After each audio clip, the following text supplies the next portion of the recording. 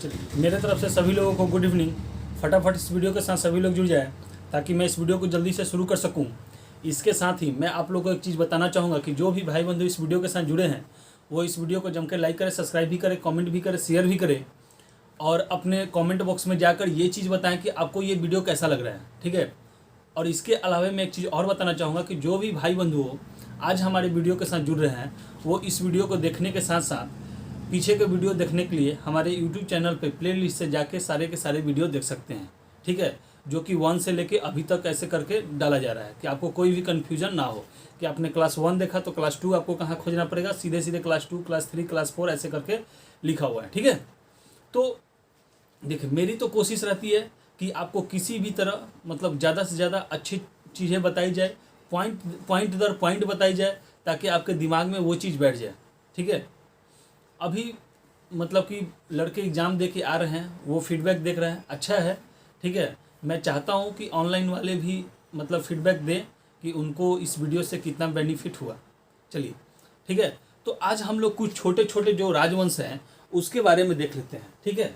जबकि हम लोग ने कुछ ऐसे जो भी वंशज थे मतलब कि वो देख लिए हैं, तो कुछ छोटे छोटे हैं जिससे सवाल आपके पूछे जाते हैं, ठीक है। तो पहला आपका छोटा में आता है कौन सा, मैत्रक वंश।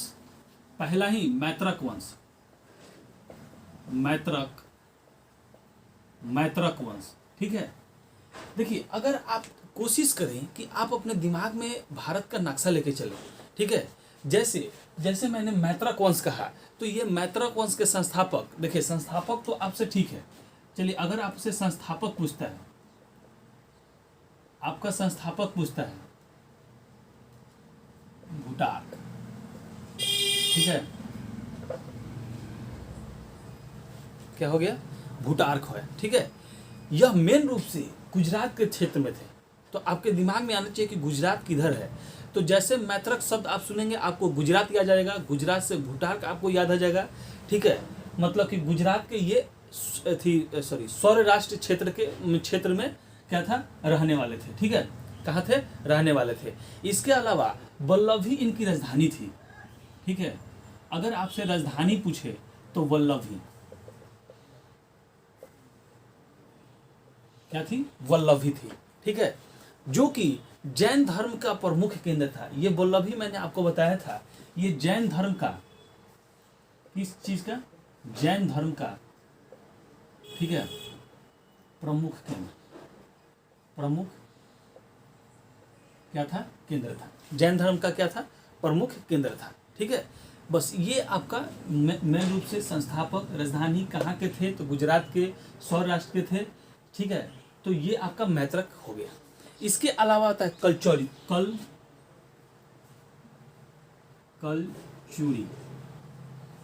कलचूरी वंश, ठीक है। कलचूरी वंश को ही चेंदी वंश कहते हैं। इसी को क्या कहते हैं, चेंदी वंश, ठीक है। अब चेंदी वंश, तो अब इसके बारे में हम लोग जानेंगे कि देखिए ये कहाँ के थे, तो मध्य प्रदेश, कहाँ के, तो मध्य प्रदेश, ठीक है। यहाँ से लिखेंगे तो ये मेन रूप से जो थे ये वंशज कहाँ था, तो मध्य प्रदेश के त्रिपुरी, कहाँ था, त्रिपुरी।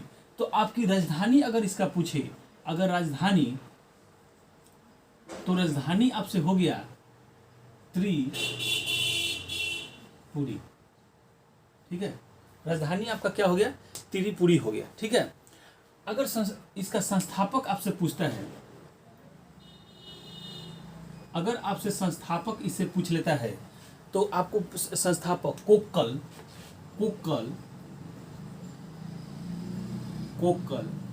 प्रथम, कौन था, कोक्कल प्रथम था। इस वंश का सबसे प्रतापी अगर राजा आपसे पूछे तो आपका होता है गगन, ठीक है, देव थे, गगन देव था। अगर प्रतापी राजा पूछे, अगर इस वंश का प्रतापी राजा तो आपका क्या हो गया,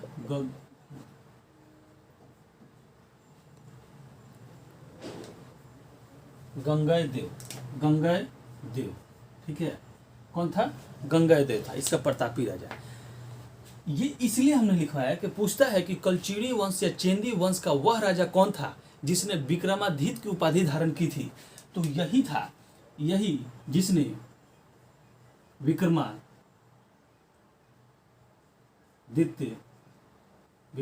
की उपाधि धारण की थी। ठीक है, आराम से आप समझ गए किसने किया था। तो विक्रमादित्य की उपाधि गंगदेव ने किया था। कोक्कल प्रथम संस्थापक था। राजधानी आपकी त्रिपुरी। ये कहा था मध्य प्रदेश, ये कहा था गुजरात। ठीक है, अगला वंशज देखते हैं गोंड वंश। तीसरा कौन सा हो गया? गोंड वंश। गोंड वंश।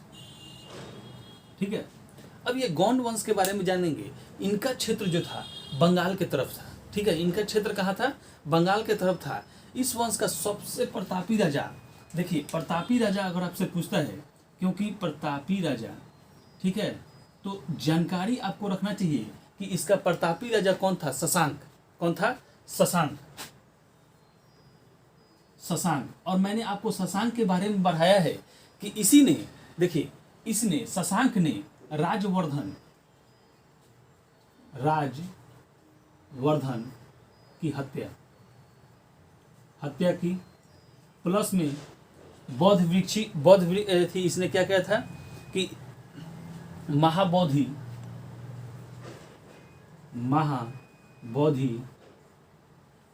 वृक्ष को कटवा दिया था।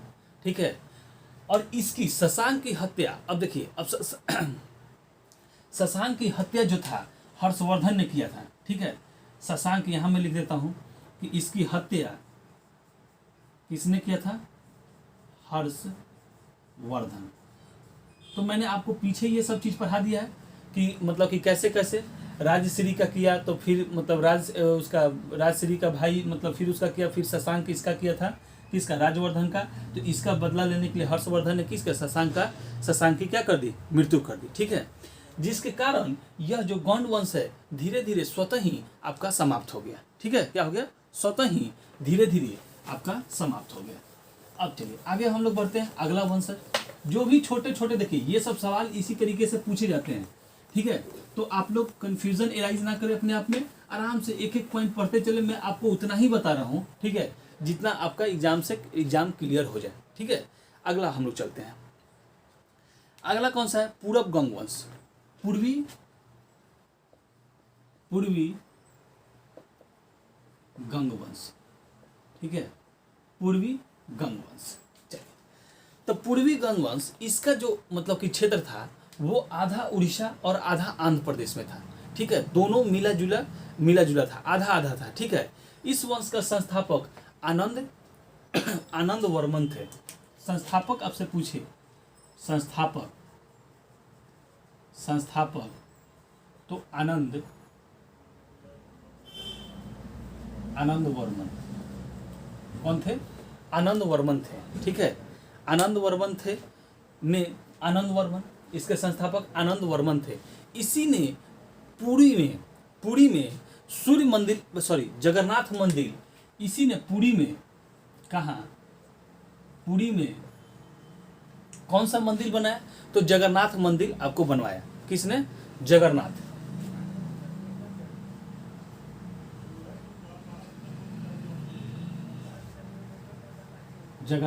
मंदिर बनवाया आनंद वर्मन ने। ठीक है, आराम से समझ। तो पूछा जाता है कि जगन्नाथ मंदिर कहाँ है? तो पुरी में है। पुरी मतलब कि किसने बनाया था? आनंद वर्मन ने आपको ये बनाया था। ठीक है, हो गया। अब अगला चलते हैं। तो इस वंश का मतलब कि अगला शासक ये नरसिंह प्रथम, जो नरसिंह प्रथम था,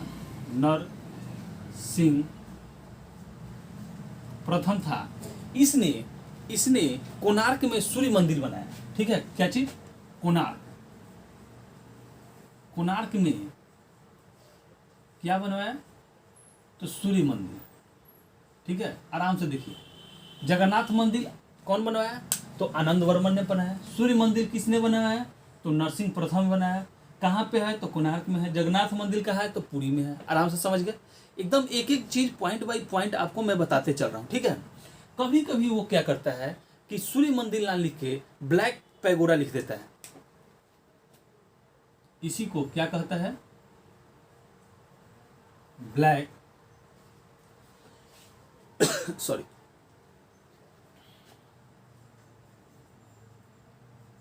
पैगोडा, ब्लैक पैगोडा, ठीक है। इसको क्या कहता है? ब्लैक पैगोडा भी इसे कहा जाता है। सूर्य मंदिर को ही हम लोग क्या कहते हैं? ब्लैक पैगोडा कहते हैं, ठीक है। अब आता है इस मतलब कि मतलब इसी वंश में कौन? नरसिंह देव, नरसिंह देव, नरसिंह देव। देखिए दोनों मैंने जानबूझ के आपके सामने लिखा है कि नरसिंह प्रथम ने कोणार्क मंदिर में सूर्य मंदिर बनवाया, नरसिंह देव ने, अब ये दोनों शासक एक ही जैसे लग रहे हैं आपको, ठीक है। तो नरसिंह देव ने भुवनेश्वर में लिंगराज,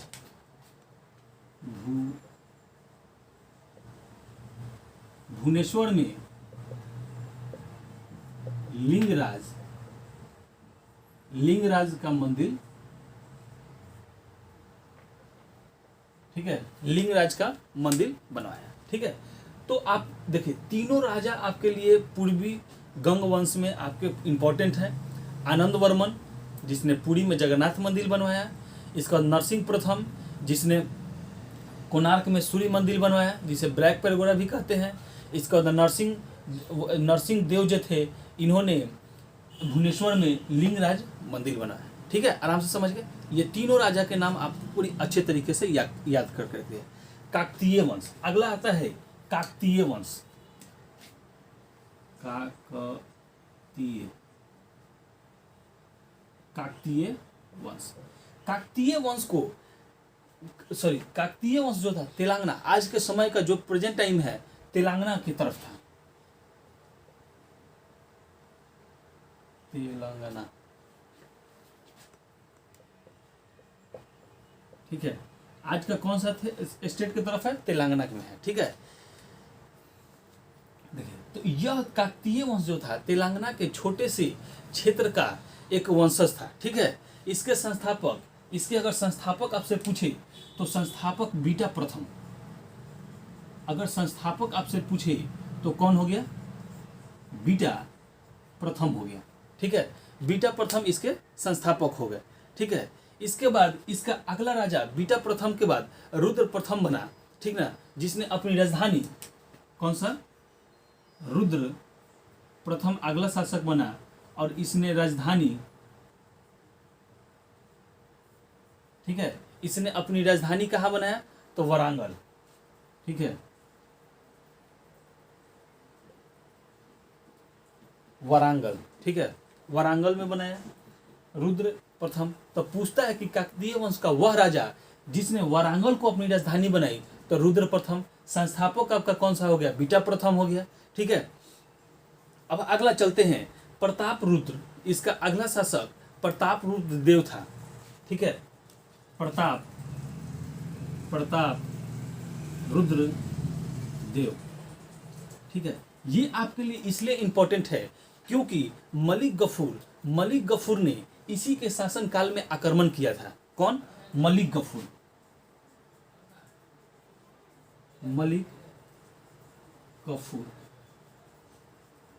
ठीक है। मलिक कफूर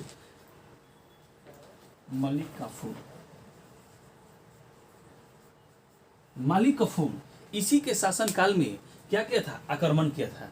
तो ये आपसे पूछता है कि प्रथम, जैसे कि मलिक गफूर ने किसके शासन काल में आक्रमण किया था? तो प्रताप रुद्र देव के समय में आक्रमण किया था।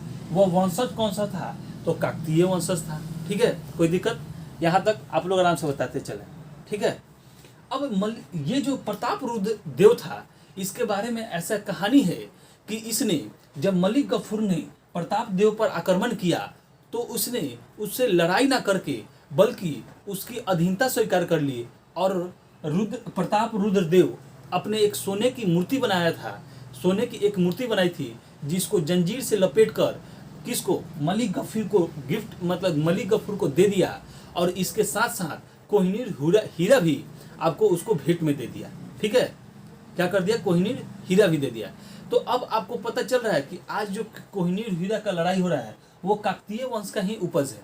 काकतीय वंश से ही, अभी तक कहीं आप कोहिनूर हीरा का नाम नहीं सुने, अब यहाँ आप सुन रहे हैं तो काकतीय वंश से है, ठीक है। किसने दे दिया? तो प्रताप रुद्र देव ने दे दिया। तो इसकी अधीनता स्वीकार कर ली और दे दिया। इसके बाद यह वंश मतलब कि समाप्त हो गया, ठीक है। और इस वंशज पे किसका अथी हो गया, तो अलाउद्दीन खिलजी, क्योंकि मलिक गफूर जो था अलाउद्दीन खिलजी का ही क्या था, सेनापति था। आपको ये चीज़ होना चाहिए कि मलिक गफूर एक हिजरा था जिसके 1000 दिनार में इसको खरीदा था, किसने, अलाउद्दीन खिलजी ने इसको खरीदा था। ठीक है, तो समझ में आए। तो देखिए कि किसी भी इंसान की परिचय जो होती है वो उसके कार्य से होती है। ठीक है, वह क्या है नहीं है उससे कोई मतलब नहीं है। अगर इसको मलिक गफूर को ही देखा जाए तो अलाउद्दीन खिलजी ने इसे 1000 दिनार में खरीदा था और यह एक हिजरा भी था।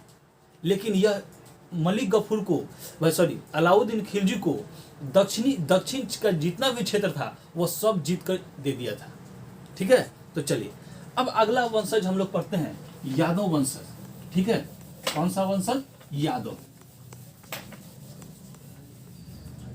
कौन सा है, यादव। ठीक है, यादव वंश, यादव वंश। ठीक है, यादव वंश। इसका क्षेत्र जो था, यादव वंश का क्षेत्र था महाराष्ट्र के देवगिरी, महाराष्ट्र के देवगिरी। तो अगर कहा, महाराष्ट्र की देवगिरी, देवगिरी। ठीक है, तो कहने का मतलब है कि देवगिरी में था तो इसकी राजधानी भी कहाँ हो जाएगी, देवगिरी में हो जाएगी। ठीक है, इसके संस्थापक जो थे, आपको देखिए आराम से समझते चले, एक एक पॉइंट को समझिए। आपको देखिए मैं इसीलिए सीक्वेंस बाय सीक्वेंस आपको बताते चल रहा हूं कि एक कहानी के तरह आपके दिमाग में क्या हो, बैठ जाए। एक सेकंड, पेन में थोड़ा सा इंक डाल। ठीक है, चलिए यहां तक हो जाएगा। अगर संस्थापक आपसे पूछता है, संस्थापक, ठीक है, तो संस्थापक आपसे पूछे तो भीलम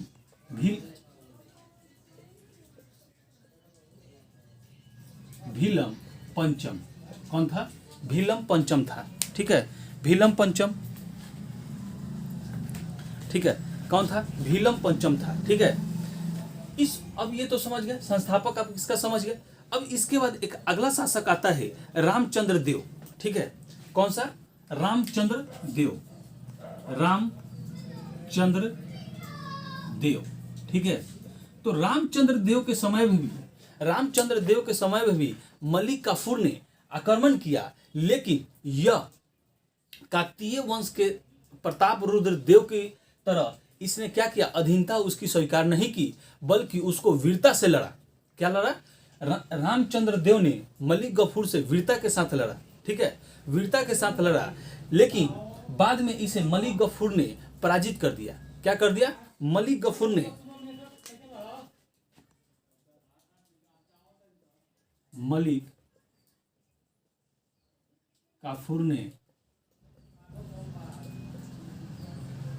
क्या कर दिया, पराजित कर दिया। लेकिन मलिक गफूर ने इसे पराजित कर दिया और इसे बंदी बनाकर कहां ले गया, अलाउद्दीन खिलजी के पास ले गया। ठीक है, तो अलाउद्दीन खिलजी के पास मलिक गफूर ने कहा कि इसने आपके डर से अधीनता न स्वीकार कर इसने हमसे युद्ध लड़ा है, लेकिन फिर भी यह पराजित हो गया है। तो अलाउद्दीन खिलजी ने रामचंद्र देव से पूछा कि बताओ तुम्हारे साथ क्या किया जाए। ठीक है, तो इसने ये चीज बोला कि एक राजा के साथ दूसरे राजा को क्या करना चाहिए यह आप खुद ही डिसीजन कर लें। ठीक है, तो मार दिया जाए कि छोड़ दिया जाए वाला डायलॉग जो आप लोग फिल्म में सुनते हैं वो यहीं से कहानी आपको स्टार्ट होता है। ठीक है, तो उसने बोला कि मैं एक हारा हुआ राजा हूं तो मुझे जहां तक है कि मार ही दिया जाए। ठीक है, तो इसके वीरता को देखकर, किस चीज को, इसके वीरता को देखकर अलाउद्दीन खिलजी ने इसे क्या कर दिया, माफ कर दिया, और देवगिरी का मतलब कि देवगिरी बोला कि एक छोटा मोटा गांव देकर इसे वहां का क्या बना दिया, जागीर बना दिया। तो ठीक है, तो इसे क्या कर दिया, देवगिरी का जागीरदार बना दिया। ठीक है, अलाउद्दीन खिलजी ने बना दिया। ठीक है, अब ये जो भी छोटे मोटे थे हम लोगों ने पढ़ लिए। अब जो बचे होंगे और छोटे मोटे जैसे जो भी होंगे वो अगले वीडियो में हम लोग देख लेंगे। ठीक है, थोड़ा सा यहाँ लाइट की प्रॉब्लम चल रही है, नेटवर्क की भी प्रॉब्लम चलती है, तो आप लोग कोशिश करें कि थोड़ा सा टाइम टू टाइम जुटे। ठीक है, और आपको ये वीडियो कैसा लग रहा है आप कमेंट बॉक्स में लिख के मुझे बताएं। ठीक है, देखिए ऑफलाइन वाले बच्चे आते हैं बताते हैं, ठीक है, तो अच्छा भी लगता है। तो आप लोग भी अगर वही चीज़ ऑफलाइन वाले हैं तो कमेंट करें, लाइक करें, सब्सक्राइब भी करें, शेयर भी करें। ठीक है, मैं जानबूझ के एक एक पॉइंट को आपको लेके चल रहा हूँ, आप मिला रहे होंगे, अगर सेट मारते होंगे तो मिलाते होंगे कि कोई इससे ज़्यादा वास्ट क्वेश्चन नहीं जाता है। ठीक है, चलिए, तो थोड़ा सा इस वीडियो के साथ आप लोग अपना प्यार दिखाएं, जम के लाइक करें, सब्सक्राइब भी करें, कमेंट भी करें, शेयर भी करें, अपने दोस्त महिम जो भी भाई बंधु हैं सर्किल के सभी लोगों को इस वीडियो के साथ जोड़ें। ठीक है, तो चलिए, हमारे साथ हमारे वीडियो के साथ जुड़ने के लिए आप लोगों को बहुत बहुत धन्यवाद।